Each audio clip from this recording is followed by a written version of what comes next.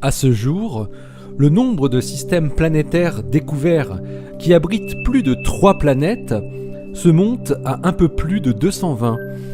Ces systèmes montrent une étonnante variété dans leur architecture, ce qui rend difficile d'en extraire des principes généraux sur la formation des systèmes de planètes.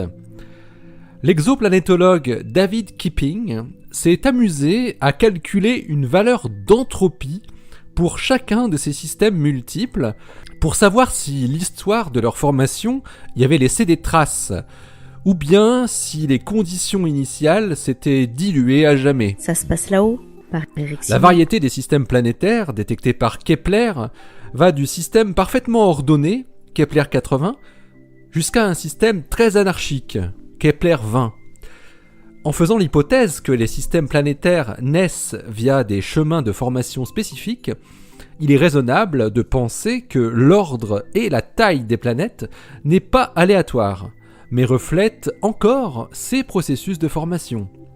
C'est dans le but de prouver cette intuition que David Kipping de Columbia University a cherché une variable à même de pouvoir quantifier le degré de désordre des systèmes planétaires. Kipping a travaillé seul sur les données des systèmes à plus de 3 planètes qui ont été trouvées par le télescope spatial Kepler. L'entropie, dans cette étude inédite, est reliée à la taille et à l'ordre des planètes autour de leur étoile. Des systèmes où les planètes seraient rangées de manière désordonnée auront une entropie plus grande que des systèmes ayant des planètes mieux ordonnées en fonction de leur taille. Dans ce concept, si Mars était plus grosse que la Terre, notre système aurait une entropie plus faible que celle qu'il a effectivement. David Kipping a utilisé 3 formalismes différents pour évaluer son entropie, avec un code de calcul qui fonctionne pour des systèmes possédant jusqu'à 10 planètes. Et il trouve des résultats similaires. Les systèmes stellaires étudiés possèdent une entropie plus faible que si les planètes étaient distribuées totalement aléatoirement autour de leur étoile. Le planétologue américain montre aussi que son calcul est robuste vis-à-vis de cas où il y aurait des planètes manquantes, c'est-à-dire non encore détectées. Kipping en déduit que les systèmes stellaires conservent une mémoire de leur état initial, même lorsqu'ils paraissent très désordonnés. Il est donc théoriquement possible d'obtenir une information sur ces processus de formation en observant la distribution en taille et en distance des planètes autour de leur étoile.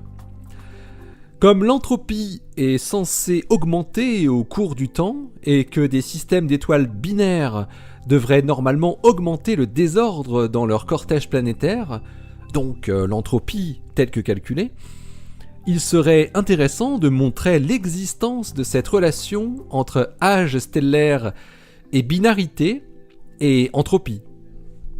Malheureusement, les échantillons de Kepler ne permettent pas d'explorer ces variables, mais d'autres télescopes chasseurs d'exoplanètes pourraient offrir cette possibilité dans le futur. On le voit, la théorie de l'information, ou de l'entropie, offre ainsi une nouvelle approche très intéressante dans un domaine où on ne s'attendait pas à la rencontrer, a priori. L'article de David Kipping est paru dans Monthly Notices of the Royal Astronomical Society, le volume 473, en date du 1er janvier 2018, et il a pour titre tout simplement « Do planets remember how they formed ?» Est-ce que les planètes se souviennent de leur formation ? Allez, d'ici la prochaine, portez-vous bien, restez bien les yeux vers le ciel et les pieds sur terre. Allez, salut!